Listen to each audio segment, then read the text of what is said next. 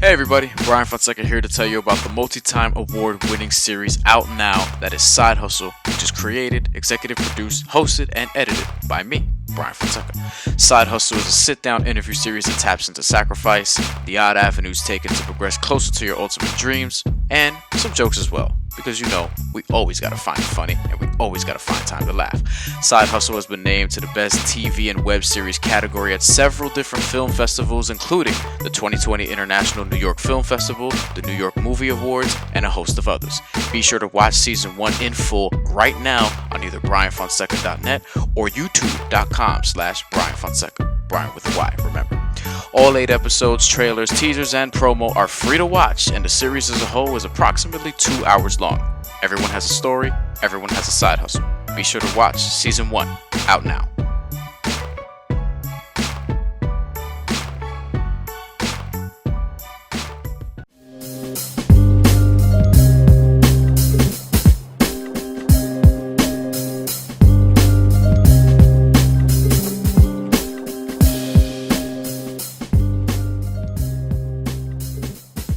A list is out composed by Vulture that has the 100 hip-hop songs, 100 best hip-hop songs that define New York hip-hop. Really interesting, has a lot of hip-hop heads, especially New Yorkers like all of ourselves, discussing this. We got Brian Fonseca here, Jamal Murphy, my man Gerard Hector. All huge hip-hop fans, we're always down to talk some hip-hop. I thought, guys, this was it's kind of a nice coded word here, interesting list to say the least here. I had some issues, as I know we all had some issues with it, but this is why they make these lists. And I kind of hate when these lists are like 100, because I just feel like it's too hard to rank 100 things anyway.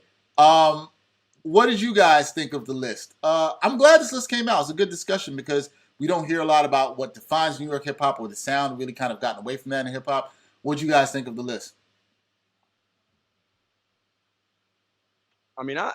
So I was the one who sent it around, right, in the chat first. I saw it, and full disclosure, I did it because I knew Brian would start wilding out. So that was really that was really my first impetus. I was like, man, let me get him to wild out real quick about something. So I sent that, and I did.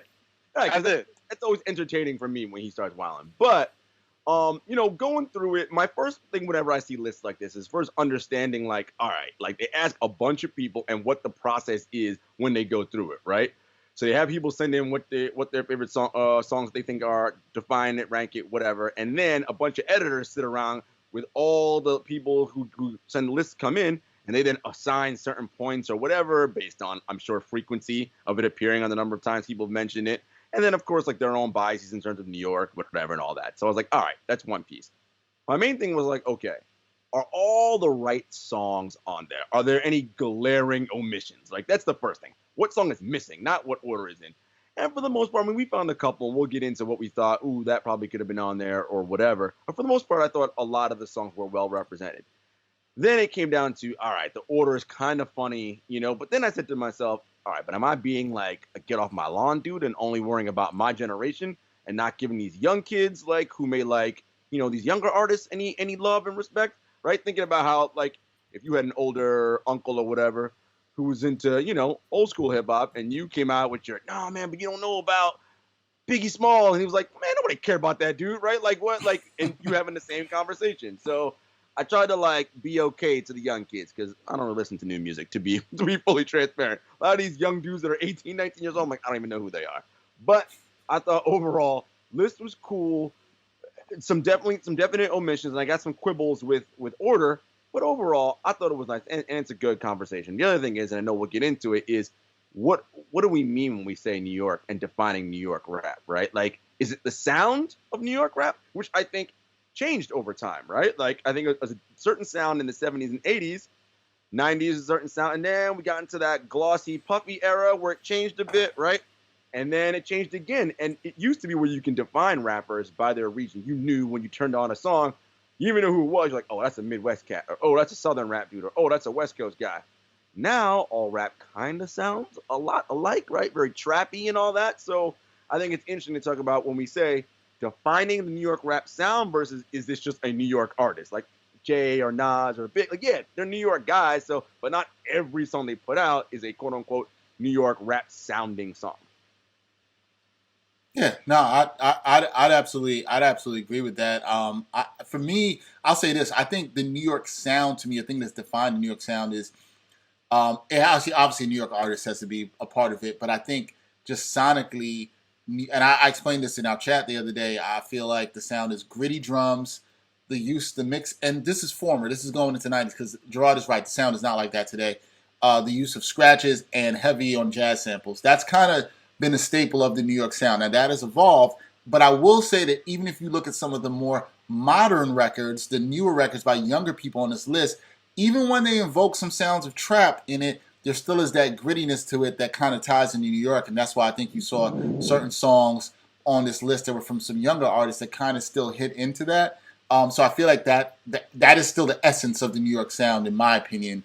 At least there's an essence of it. I think it's changed, but the essence kind of still always remains the same. Like an example for me would be like a All the Way Up. Even though it's a more recent song, Fat Joe, and is an older artist, still having the horns in that song. Even though the drums are a little more modern and means more to trap, the horns in that song still define the New York sound, and that was on the list. Yeah. My issues that I had with some of the list was I kind of the same as you, Gerard. I thought there were certain songs that I felt like definitely should have been higher than where they were, that I feel were iconic New York songs. Maybe some of it is my bias of what I loved in that time, but a song I think was like Electric Relaxation was 79, and I'm like, that is a beat. Like, to me, the songs that define it they're so strongly defined because the beat on its own strongly defines the New York sound. Sonically. Sonically. Yep. Electric Relaxation, take the lyrics out, that beat is iconic New York. Shook One's Part 2, which actually is the number one song on this, is iconically New York. New York State of Mind, Nas, those are just iconic New York sounds, just straight off of the beat itself. So, when I saw stuff like that low, I had a little bit of issues. But I actually thought this list, Vulture, I thought they kind of nailed the top 10. There will be some controversy with some people with Bobby Shmurda's hit single, Hot was in the Hot N-Word was in the top 10 and 6. I didn't have a major problem with it because that was a huge record in New York and kind of ushered in this new New York hard sound. So I didn't have a problem with it, but I liked it. Murph, what did you think about the list? Because No, yeah, go ahead. I mean, first it's like, what are we talking about? Like, what do they mean? Like, saying the top songs that represented New York sound. I mean, when I the list says the 100 songs that define New York rap ranked. It's not a sound; it's an attitude. Right. No, I agree. So an attitude. The way I think of it is like a song that blew up in New York, became like a New York kind of anthem first, and then transcended everywhere. Like across everybody else picked up on it because it was like that classic New York sound, and it resonated around the country. So I'm thinking of stuff like that. And when I think of New York rap, I'm thinking like lyrics, the different kind of slang, and of course like raw beats. That's what I think of.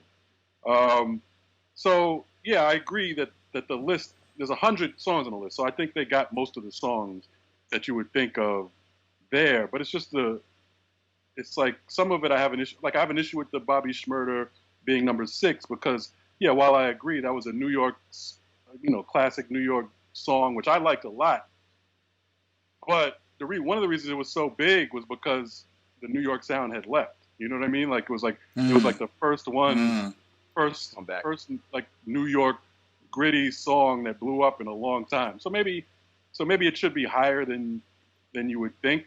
Here's an example of something I don't get though. Like when you get to like 25 and 26, they got Lil' Kim "Crush on You," which I love that song, but I don't know why that's like a especially New York song. Yeah, I'm with you on that. And then to have Top Billin', which is definitely Right. like that's Top Billin' got to be like top 10. I mean, it's so New York and such a classic that 50 Cent, made a song on that's also should be on this list based off that beat. alone. So Or Mary J. Blige, Real Love, right? Sell the same sample yeah. off of that. Yeah. So I like, I would have I don't get why Lil Kim Crush on You is there. Even Cream, great song by Wu-Tang, but is that the most New York Of all their songs. of all their Yeah. songs, even on that album? I don't know. I'm fine with it being on the list. I definitely think it's going to be on the list. And I think a lot of it has to do with kind of that point I was making, Murph, right? Like, that's such an iconic beat. That beat is an iconic New York beat. Do I think it's the most New York Wu-Tang song? No, I don't think so. But it's definitely deserved to be on the list. I have no problem. I actually really feel like Crush on You shouldn't be on the list because of the point you made. It's a New York artist. It Yes. was probably the blow up single for Kim nationwide, but I don't think when you listen to it, you're like, I don't think New York. right. And I think that's a problem with it. I will say this, going back to the Schmurder joint before we get Brian's thoughts on this. I think you make a good point, Jamal, in the fact that it deserves to be where it is, and it is a fact that it is easily the biggest song with that gritty New York sound that is blown up nationally, probably easily in the last, I don't know, 15 to 20 years, easily. So I think that's why people placed it, but maybe we've placed it too high, too early. I didn't have a major problem with it because I kind of understand why people look at it that way because its impact was huge, but maybe it's a little too high, too early, and I think that would be fair. Yeah. Brian, what did you think about the list? And since you're younger than everybody else here, some of the younger than everyone else, but I'm the one having fucking internet problems. Yeah, you are. And audio problems because you're just yelling into the mic and it's hurt all our ears. Jesus. There we go. A lot better. Get the mic away from your face.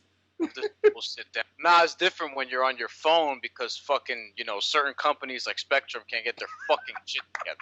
Right? Well, glad I know Spectrum. I was gonna say Spectrum ain't gonna be sponsoring this podcast. Oh, I can't say too much about them too bad. I'll get to that another time. Yeah, go ahead. Respect to all, let me see, 6, 7, 12, 11, I think 11 people who worked on this list and Vulture for putting it out. I hate the order. I'm just going to be straight up. I hate the order of it. Peso, ASAP Rocky is 97. It shouldn't be on this list. Break the Pain is way too low. No Sleep Till Brooklyn is probably too low. Definitely Wank too low. is too low. Itty Bitty Piggy is not even Nicki Minaj's most sounding New York song. And to be honest with you, this is not really a New York song, even though it's from 2009. Chinks, rest in peace. I'm a Coke Boy featuring French Montana. Like, I understand what we do with artists when they die. That shouldn't be on this list. If you're talking about 100 songs that really embody New York City in that way, my biggest issue on this list is the Azalea Banks song. A lot of people don't even know Azalea Banks makes music. They just know her for her antics. And I'm going to be gentle because she was actually posting some weird stuff on social media recently that, hopefully that she's doing all right now. But I've probably heard 4 of her songs ever, this being one of them, and I forgot that it existed. It didn't even perform that well in America, but it performed well internationally, which means that it's probably more of an international sounding song. Because when I hear it, I want to party in like Denmark or Amsterdam. I don't think about Harlem. She's from. Is it Denmark or Amsterdam? What you know about partying in Denmark and Amsterdam? Yeah. I mean, Nothing. Brian, listen, B, when you're ready, we can go to Copenhagen, my dude. We have a good time. Hop on some bikes.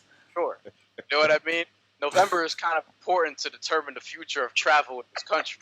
But I'll let you know. I'll keep you posted. Problem with Copenhagen is I don't think you rock with the clientele, shall we say, over there. I don't know, but you got to expand your mind. Yeah. No, it's funny. It's funny though because a friend of mine. Hold on. Let me and before I even get into like what I really want to get into, I just want to say this too. They pretty much nailed this top 10. I will say that. Order we can quibble with. I would have New York State of Mind number 1, Shook One's number 2. But whatever. Like the Message is up there by Grandmaster Flash and Furious 5. I'm trying to remember what else was in the top 10. But my omissions, and I have a lot of them. I have Survival of the Fittest. Survival of the Fittest by M.O.P. Deep should absolutely. That's crazy. That's not on there. When That's I crazy. think of M.O.P. Deep, I think of 3 records. I think of Shook One's Part 2. I think of Survival of the Fittest. I think of Quiet Storm Part 2 with Lil Kim. Yep. Those are the first 3 records I think of. Quiet Storm is on this list, but it's like 39 or something like that. Very low. I would I would too argue low. that that's top 5. And look, you could say like, oh, but you can't have too many of this artist, too many of this artist. But look, those artists are legendary and great for a reason. I don't care about balance when I'm making a best 100 list. Period. Which brings me to my next song. My next song, "If I Ruled the World." I mean, to me, that's very New York sounding. Yeah, yeah, that's a good one. Not poppy song, but like a New York sounding commercial record. Like doubt. I can tell that it's a commercial record made by a New York artist. And Lauryn Hill is from Jersey, so close enough. Right. Lighters Up by Lil Kim. That should have been on there instead of Crush on You, right? I would have gone. If you put Yeah, Lighters I Up, I'd be agree. like, all right. I agree. That should have been that's the Kim song you go with if you're gonna put a New York Kim song. I agree with that. Lighters Up by Lil Kim was a massive, massive record on Naked Truth, which, I mean, controversially became a 5 mic album. Should not which have me been. and Dexter It's a talked joke. about. But Lighters Up still, to me, is one of the hardest records I've ever heard in my life. Made You Look, another Nas record that I felt like should have been on there. I thought that was a fair one. If you're talking about sound, if you're talking about the feel of New York, if you're talking about the music video, you know what I mean? Was the All world? those things- Did the world is yours make this list? I don't think it did. Yeah. It did. Oh, it did. Okay, it did. Okay, I don't remember I was about where to it say. was. It's like in the 50s, I think. Yeah. I would put Made You Look above The World Is Yours in terms of New York sound. I probably real quick, back to Kim. I think I might put No Time on ahead of Crush on You for New York sound. I mean, I think it's a better choice. I think Big Mama Thing is a better choice. I can put that there too. Yeah. Anyway, sorry, But- I was thinking about that. And Money, Power, Respect was low on this list too. I felt like that would have been higher. Since we're talking about Little Kim, you know, that's another thing I would bring up. Just Like Music, Eric Sermon. To me, that's kind of like, so we talked about what's the sound in New York, right? And Dexter, you mentioned the jazz samples and things like that. Marvin Eric Gaye Sermon's done sample a on bunch of that. throughout his career with Marvin Gaye on it. Like, to me, that's a New York summer record, and it came out in the summer of 2002. It sure did. Yeah, and my favorite artist ever, Keith Murray, callback to a previous Ain't Hard to Tell podcast episode, has a verse on the remix of that. So yeah, Oye Mi Canto, come on, yo, it's like, by Norm. Listen, you know what? Oye Mi Canto, you 100%. Yeah, that I don't know how that was left off. Oye Mi Canto, like that is like Shouts people to my talk Puerto about Ricans, Dominicanos, shout out to my Latino brothers and sisters. right. People talk about New York being a melting pot, right? What song more embodies it than that record, right? That's my jam too. I don't remember a thing Nori said in that record, and I love Nori. But I remember the hook. Everyone remembers the hook. That's just a song. You know you're outside of the barbecue. You know what I'm saying? Like, you just know. Or and yeah. I have Live at the Barbecue could have been up there. Did Live at the Barbecue did it make this list? I don't think so. and that would have been a good early '90s nomination. I have 3 more, and then I'll give it back to y'all. In the Club by 50 Cent. Which is New York, was that just that's just like a party anthem that anywhere, no matter where you at, like that just gets great production. I hear too much West Coast do Dre in the bass line with the guitar and that, so that doesn't do it for me. I don't miss that there. Well, I'm also remembering how often I heard it in New York when it was out. Now, it could have been just because, like, whatever, 50 Cent, and it was a club record or whatever. And it's Hot 97 and whatever, you know. I'll put In the Club over some of the records that are on here. I'll put it that way. So Is Wank still on there? It is. Yeah, it is. Yeah. Triumph, which we talked about in the DM. I think that's a very overrated song, but that's a whole nother story. And there's a couple. And then Empire State of Mind, a song that I don't really like. It's one of the most overplayed songs in history. But it's a New York song, right? Like, it's a gentrified version of New York State of Mind. It's what white people think of New York when they hear anything about New York City. Like, that's what they had. And I'm saying that with love. I'm not saying that as a disparaging thing. I'm like, like, you think of New York State of Mind. Probably, I think of Oye Mi Canto, you know what I'm saying? White people think of New York State of Mind because they think New York is bright lights, big city because they don't want to go to certain neighborhoods. Well, and to your point, Brian, Empire State of Mind replaces, it's such a crossover hit. It replaced Frank Sinatra's New York, New York as the New York anthem, right? Like, Frank Sinatra's New York, New York is no longer a thing, right? Like, and you know that when Yankee Stadium, they play Empire State of Mind instead of, right? Like, because that's the song, right? Like that is, and it happened right after 9/11, which of course is a defining thing for this city. So that makes a lot of sense to me. That if you're trying to do like to define New York, that song definitely defines New York.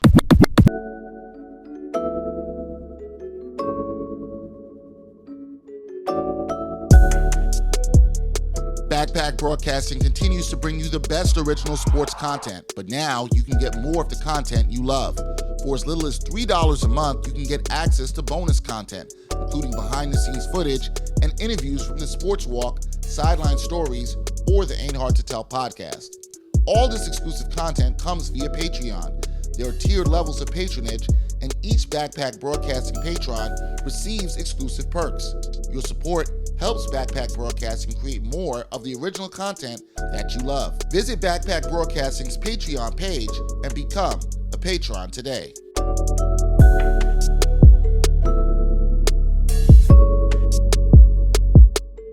I'd agree with that. I agree. I think it's. Oh, sorry, Murph. I'll say one thing. I do, and I think Brian brought this up yesterday. I think it's actually crazy because of that statement that Jay doesn't have a song here higher than 41. His highest song is Dead Presidents.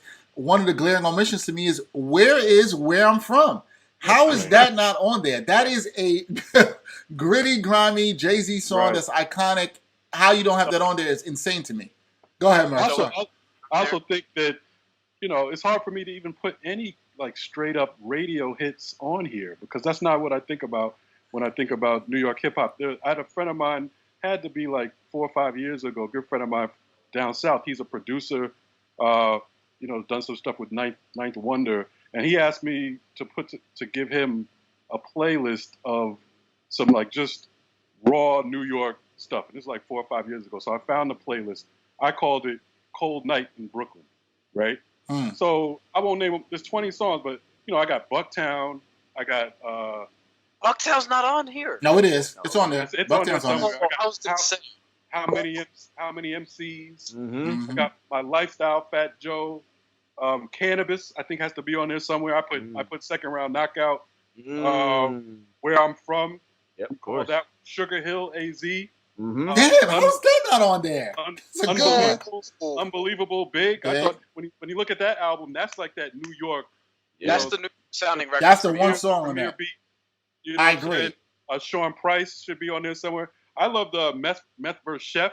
That was just raw, grimy off of Meth's album back in the day.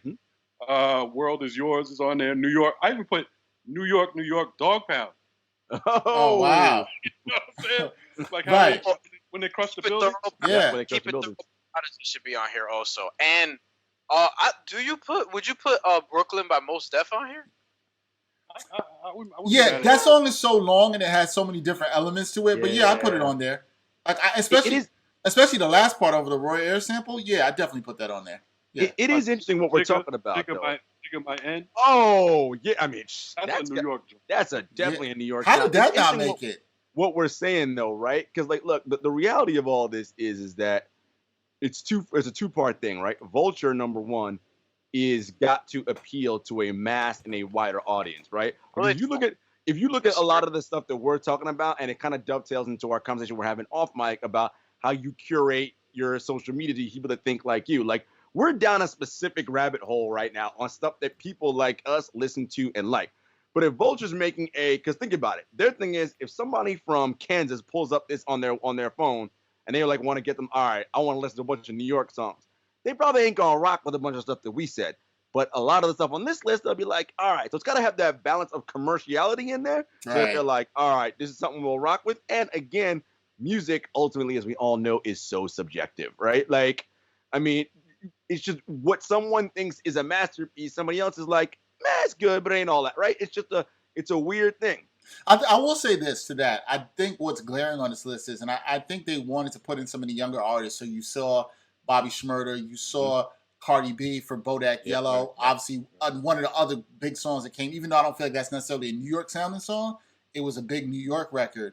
I think seeing that when I look at the list, it kind of goes something Jamal says. You kind of realize there really hasn't been that many big hits out of New York with that sound, or there really hasn't been that many artists that have stepped forward. I think it's really just, There's some Cardi B, Bobby Shmurda, Pop Smoke had a couple in there, and he's had some hits before he passed away.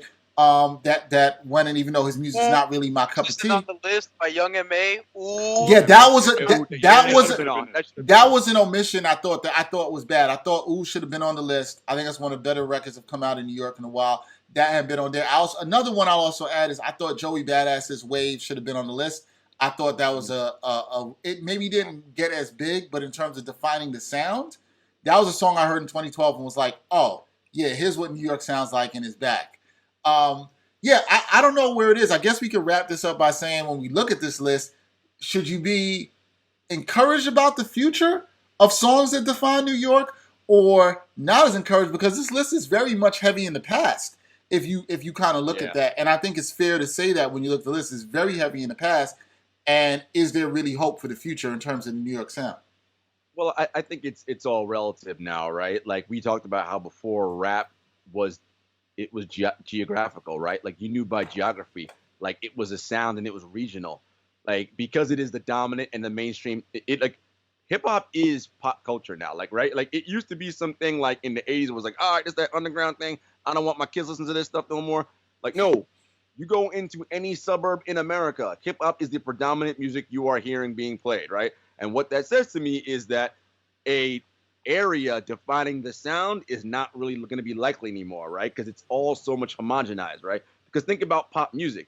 You hear one type of song, and then literally every other artist that's hot that comes out makes a song that sounds just like that first one, right? That's the music game. Because ultimately, they're in the business of selling, used to be records, but selling downloads, right? So if they know this song gets 1 billion downloads, we got to create 10 more songs just like that one. And that's the mindset they do. Unless you're some independent artist and you can do your own thing and you don't give a fuck about selling records, then you might do a sound. But if you're trying to make that money, no, you're gonna follow whatever it is that's making the money right now.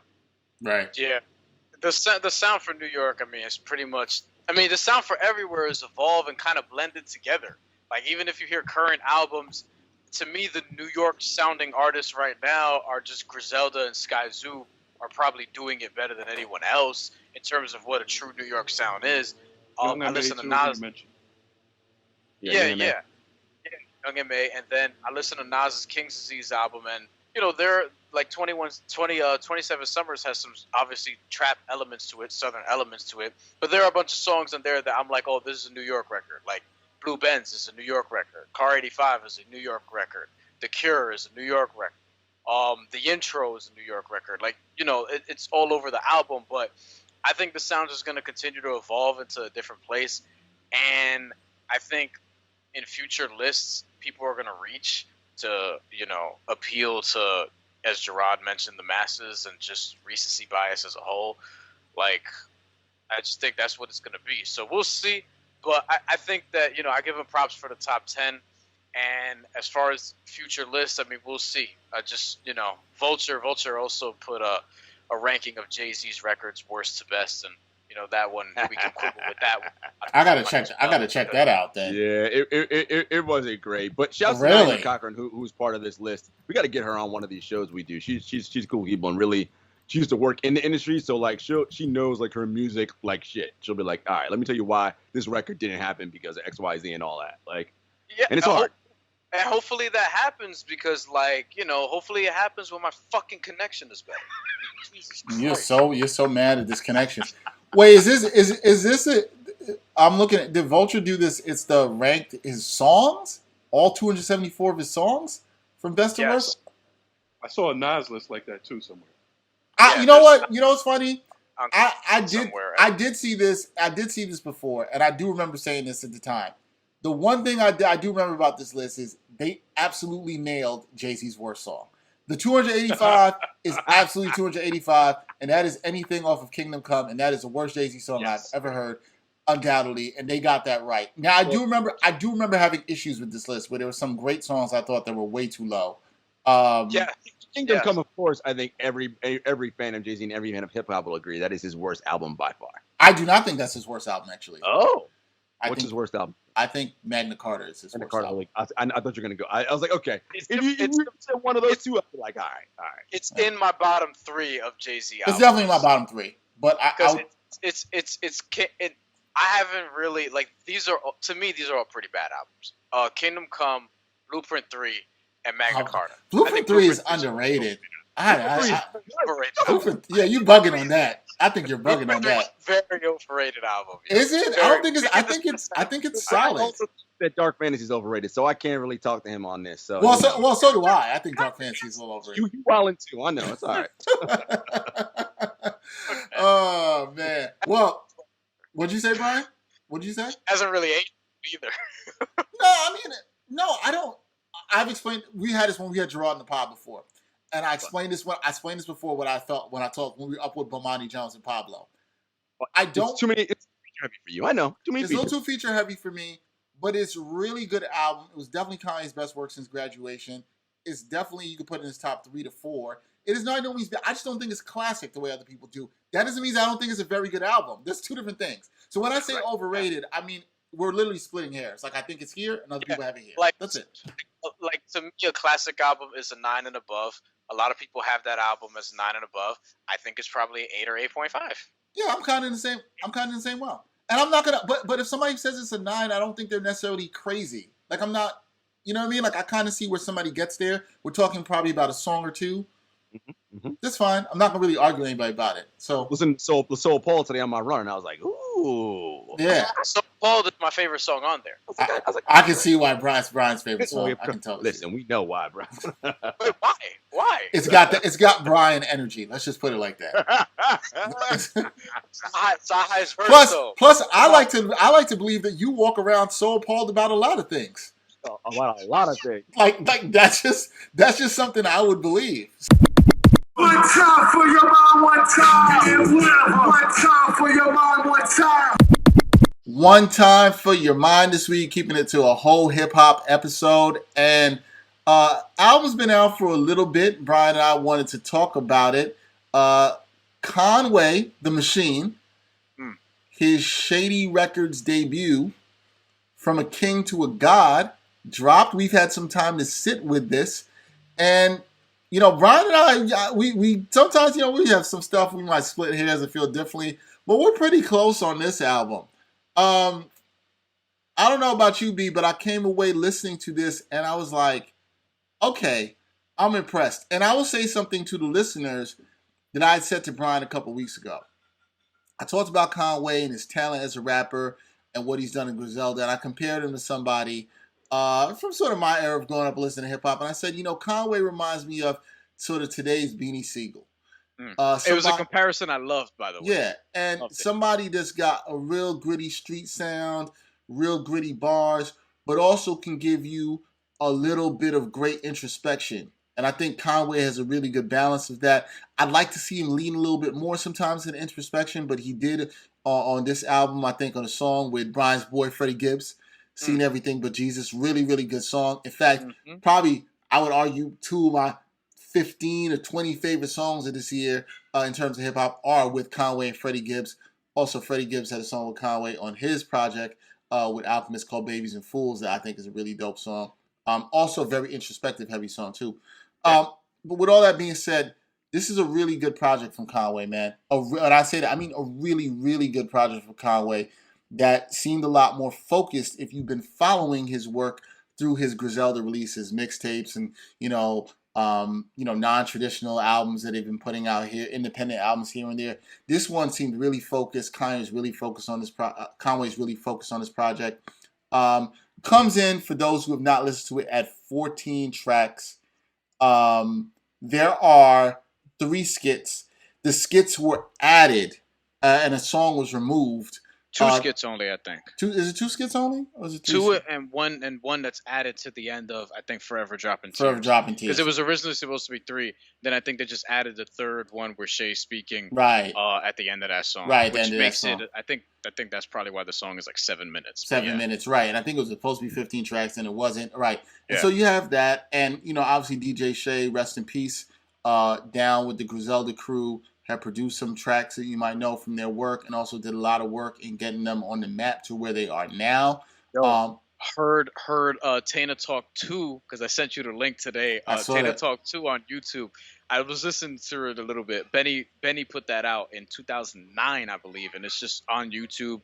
someone just uploaded it, shouting out DJ Shay on different songs throughout that too. And I think there were a couple Conway verses that you heard. Obviously, that was before like he got shot, so he sounds a little bit different, but like that was interesting to hear as well. So yeah, R.I.P. DJ Shay. I think that's the other thing I've been impressed, and I've said this listening to the Conway album over the years, is that, obviously if people don't know, Conway was shot in the back of the head. He has Bell's palsy, which is slightly affected, paralyzed, I forget which side of his face. But it's amazing how he's had to adjust his rapping career from that, and how still he's able to be very clear and understanding and still great with his flow and everything else that's come with that. And I mean, like, if you're a fan of bars and you're a fan of gritty bars, and Conway brought it on this album. I mean, he brought it. If you came here looking for the Griselda sound, that dark, gritty New York sound, as we talked about earlier in this episode, then you got it on this album. Look, there's a lot of standout tracks on here.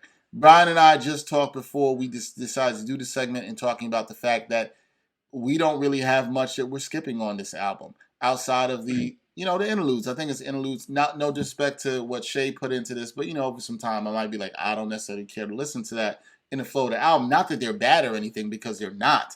And but you just want to keep it to the songs, right?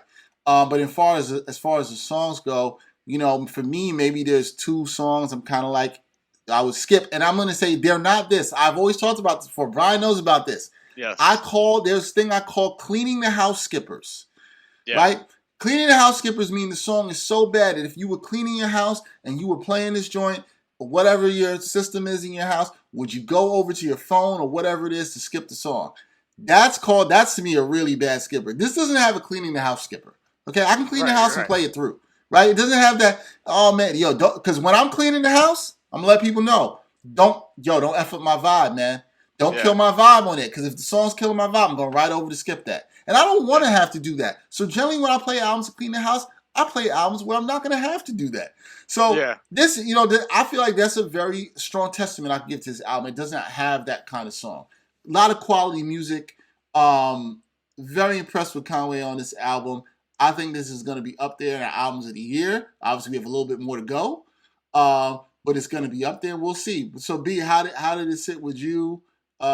After listening, because we've sat with it for a while now, which I'm glad we didn't rush into our reactions to this, but how is it sitting with you still today? And people who listen to the show and watch the show know that if we're going to do this with an album, we must either really like the album or be really disappointed by the album, because we don't talk about every single album on the show. That's just what it is. If you want to lure me into your album, give me an intro that makes me feel like I want to fight somebody. Right, so with Kanye, when I hear the beginning of From King to a God, the first song is from King, right? I hear the beat. There's not a snare in there.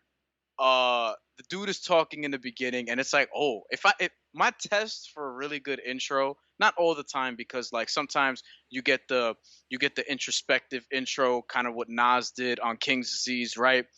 My test for a really good intro that's going to get my heart pumping is, could I see somebody coming out to this for a fight? And kind of like The Truth with Beanie Siegel, the song titled The Truth, which is the first thing on there. It's like, oh, right away, like you could see somebody from Philadelphia, like Hank Lundy, coming out to fight to that song, right? So with From King, which is is my first or second most played song off the album, love it. And then I'm not going to go through the entire track list, but a couple of my favorites, we'll get into it. Lemon, which we've already talked about on this show. Method Man, Verse of the Year candidate. Conway's verse also very good on that song. Yeah. What's it called? Oh, and From King also has one of my favorite lines on the whole album. The one about giving all his shooters the green light. He's Dan Tony. Yeah. Those 4 bars, oh, that's just great writing. And as a journalist, I could appreciate that. Yeah. You know what I mean? Juvenile Hell was something that grew on me a little bit. Yeah. Like when I first heard it, I was like, okay, I kind of thought whatever it is. But now, like, Havoc, as my brother says, is one of the most underrated producers probably ever. I agree. Is a really good beat. That is a really good freaking beat. And it's good to hear from Lloyd Banks. Yo, Havoc, I will say that Havoc did his thing on the production, man. I mean, and I agree with your brother. Shout out to Havoc. Actually, Side story. I think I've told you this before. I don't know if I told this podcast. Once sat next to Havoc on a plane flying to South by Southwest.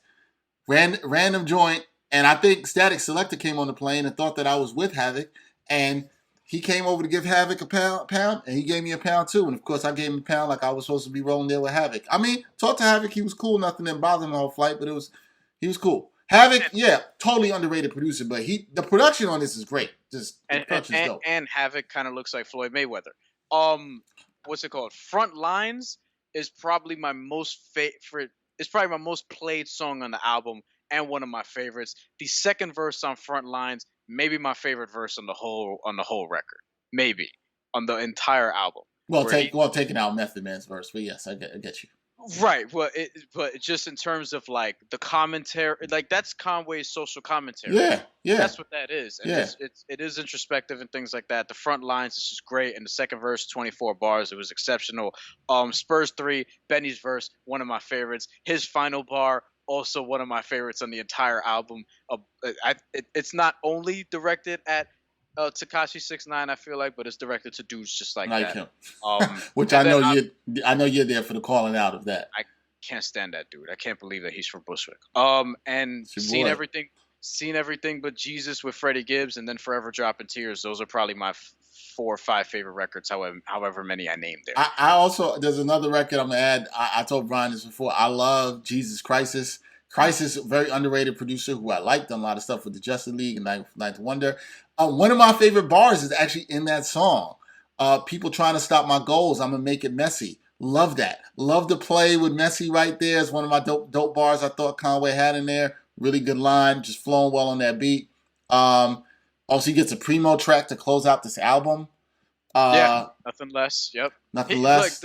It was great. Like he was able to get like a lot of A-list production on here. Obviously, Derringer, who does a lot of the in-house stuff for Zella. But then we mentioned Conway and DJ Premier and Eric Sermon also. Yeah, Eric Sermon. Who's one of my favorite producers. What song did Eric Sermon produce again? I think he did Forever Dropping Tears. Yeah. I'm gonna fact check this just to make sure.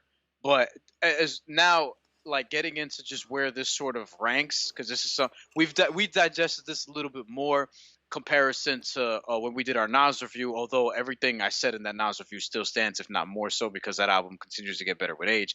In terms of my knee-jerk reaction was this is like an 8.5 out of 10, and to me, like I'm not somebody who's just giving everything a 9.5. So I'm not saying that to be like disrespectful or whatever, because I don't know if we've really had a true classic album this year, other than maybe King's Disease, which I'm still sort of not, there with it yet. This to me is as good as any album that's come out this year. And if I had to put like my top 5 albums of the year so far, this is probably second for me so far. King's Disease, From King to a God, and then after that, I don't know. I'm still kind of playing with the order, but Boldy James's album is there. The first one, The Price of Tea in China. I know what the other 2 is. We've talked about this. Oh, Alfredo, Freddie Gibbs, my guy. Well, don't give away let people know your whole list before we get to December. Well, it's gonna change. Hopefully, maybe not. And Run the Jewels 4. Maybe. But I'm certain it's gonna change because I think we're getting Cole. I think we're getting Kendrick. One or the other. I think we're getting Benny and we are getting Benny and Hit Boy. Not September 25th like we expected, but in October, according to Benny, he's coming. These are all albums that could contend there, and there's still stuff that I missed that I still have to go back to. Yeah, we are getting a Sky Zoo album, All the Brilliant Things. That I know Zoo, he's pretty much finishing. Friend of the show, Sky Zoo. And we will talk. We will talk to him once that drops. 3 times. Yeah. So looking to make it 4. We'll talk to him for sure once that drops. Yeah, I mean. It's high for me. And by the way, AZ is probably going to drop Do or Die too. And who knows? Look, I'll say this real quick on that. Brian sent me a little tweet from AZ, the little collaboration he's got going on with Kith. Yeah. A little Kith collaboration he's got going on. And AZ is in this video. Check it out, people. AZ has it tweeted out. Kith has tweeted it out. He's spitting some bars, a cappella in the studio. It's kind of cut, in different ways. But like, AZ sounded lyrically sharp, man. He sounded like he's got the Ginsu sword ready, like he's ready to go. And I'm like, okay. There are not 10 dudes I would pick to hear before AZ in terms of like a acapella for a 60-second commercial. Like there are not 10 dudes I'm picking before. I'm actually really excited to hear. I know Nas said he did some stuff for him and he wanted himself some stuff on his album, so I expect Nas to be on that album. But I'm really excited to hear them on another track. Also, wouldn't be surprised if that is on what we think might be coming in that Nas and Primo album. Nas and AZ on some Primo. He did this to I'm still doing that, and Nas man, just make it happen, bro. Just make it happen, man. Like we just make it happen. We just give us 10, just 10 records. Just 10 records. That's all we asked for, and that's fine. Look, I'm with you. It's hard for me to see this lower than second in the year for me right now. It's also hard for me to see this album drop anywhere out the top 5. Now, other stuff can come out and pass it for sure, but it's hard for me to see that. This is a very strong project. Conway should be proud. I will go out on a limb and say, I think this is easily the best Griselda project that has ever dropped, period. I think it definitely is. It's the tightest. It's the most complete. It's got the best concepts on it. It's my favorite. Great I'll bars. Say that. It's my favorite. Yeah, I don't. You might emotionally feel tied better or something, but I think in terms of quality, this is it. It's either this or maybe the last Tana talk. Yeah, right. Yeah, I'll probably that, or I could argue Plugs I Met, even though it's an EP. But like in terms of like. And we were talking yesterday about West Side Gun's discography and like Supreme Blientele. Where is that? Hermes Wade's. Where's 7? Seventh. Yeah, Hermes wears 7. I ain't gonna say that title. Excuse me, Hermes wears Hitler wears Hermes, but yeah. I realized I was like all tongue tied. Nah, but it's good, and I mean, look, we'll see. But if you haven't checked it out, check out that Conway, From a King to a God album. Like I said, good production, good bars. Features that work on this, really good features on this actually. I've never been the hugest Lloyd Banks fan, but I like Lloyd Banks' feature on Juvenile Hell. Good verse by him there. Gibbs, as we said, did his thing. Dej Loaf on this album as well too. El Camino, Flea Lord also on this album. Armani Caesar on this album, and Method Man really steals the show. I mean, arguably rap feature of the year. Arguably verse of the year. I don't think I've still yet heard a better verse than what Method Man has spit this year. And Armani Caesar's album just dropped too. I mean, obviously it's a shorter body of work. It's only 25 minutes of music, but that's another project that just came out that we both like. We'll discuss more about that at a later date. But check out that Conway if you haven't, From a King to a God. Good hip hop episode, and let us know what you think about the 100 songs that we saw on the Vulture list that define New York hip hop. Let us know what you think about that and how they did. So there's some good conversations around it. That's it for this episode of the Ain't Hard to Tell podcast. Be sure to subscribe to us. Be sure to continue to support us in the ways that you do. A lot more good content coming out as we are into fall, new season. A lot of good stuff coming up, and we'll have more for you. So until next time, y'all. Peace.